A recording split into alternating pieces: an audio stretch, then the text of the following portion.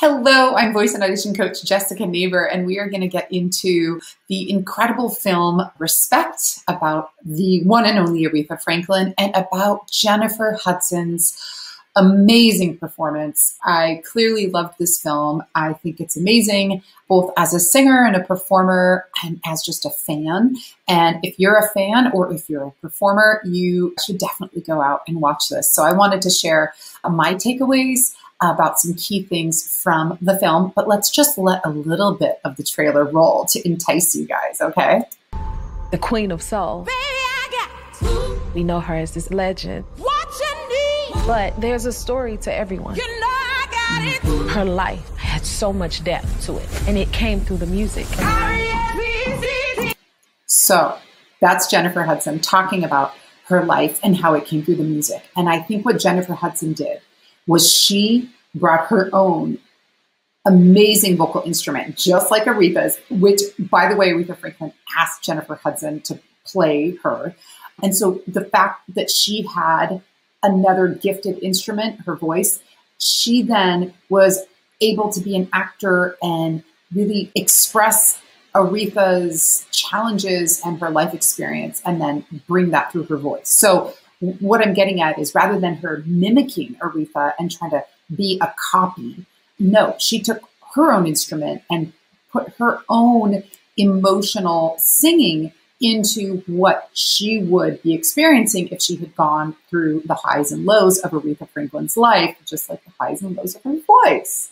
So I thought that was really remarkable.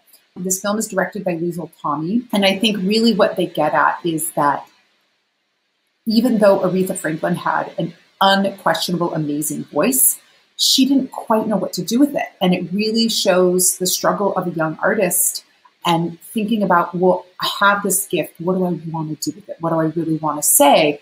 You know, it shows how she had some really powerful forces in her life and some really, really hard trauma that made it even harder for her to find her voice. So let's hear a little bit about how they explain that. Oh, and the live singing, phenomenal, phenomenal. The thing that kept coming to me was the idea of a woman who has the greatest voice in the world. You're special, Ree. But who still doesn't know what her voice is. Until you...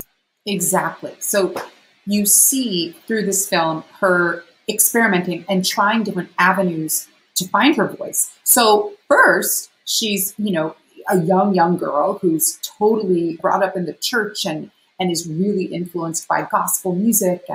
And then she tries to go to New York and sing jazz, and she cuts 9 jazz albums and doesn't really get successful. 9 albums, you guys. So all of you creatives out there who are maybe putting out songs and not getting the response you want, just remember, Aretha Franklin made 9 albums. And so it goes to show that she had to find the right kind of music in order to really, really sync up her vocal instrument, again, I keep using that word, with what she could actually use it for. A couple of other things about Jennifer Hudson we just have to get into real quickly is that she recorded all of these takes live, and so that live performance really comes through. What's so impressive about that is, rather than going in and tweaking it and making it perfect, they wanted to capture that really live take.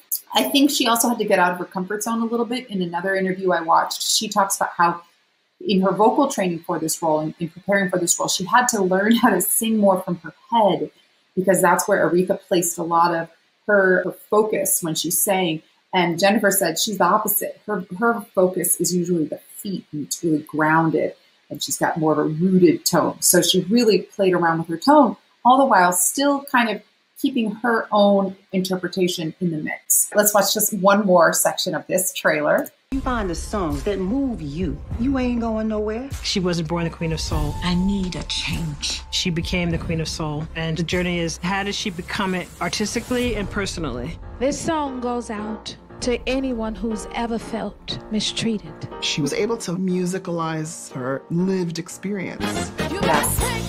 And I would say that's the final takeaway is that she musicalized her living experience. And that's what we as singers or as, fans of music, I think are so drawn to is that in music that's really about truth and authenticity, it's an extension of life, right? It's another way for us to kind of explore, ask questions, maybe come up with some answers about just the life we live. So that is my takeaway for the one and the only Respect movie about Aretha Franklin. Definitely go out and watch it. You can also see it on Amazon Prime.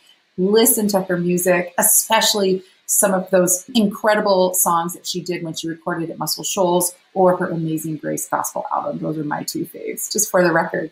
Thanks, you guys, for hanging out with me. Let me know what you thought of Respect. I would love to hear what you have to say in the comments.